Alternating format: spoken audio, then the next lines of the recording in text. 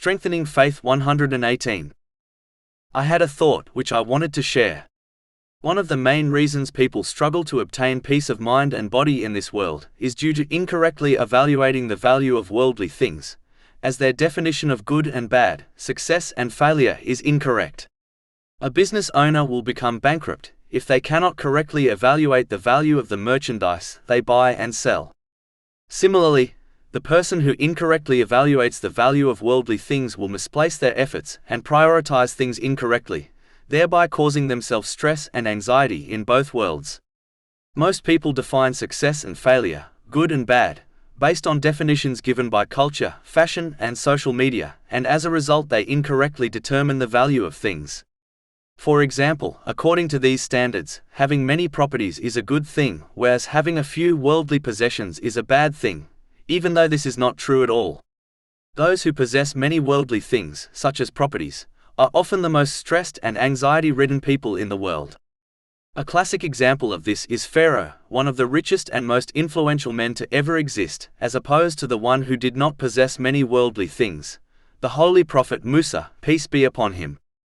It does not take a genius to figure out who was granted peace of mind and body in both worlds. Incorrectly evaluating things causes one to allow culture, fashion, and social media to drive their life. If one allows the wrong person in the driver's seat of their car, they will not take them to the correct destination, peace of mind and body in both worlds.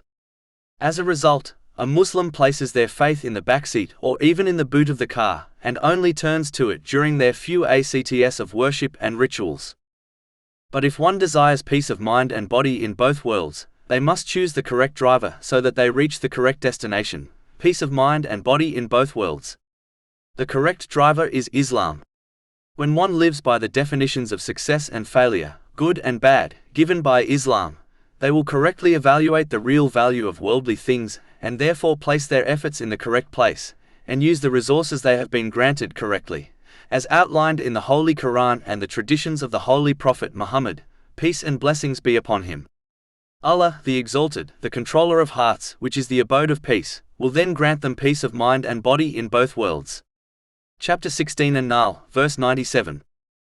Whoever does righteousness, whether male or female, while he is a believer, we will surely cause him to live a good life, and we will surely give them their reward in the hereafter according to the best of what they used to do.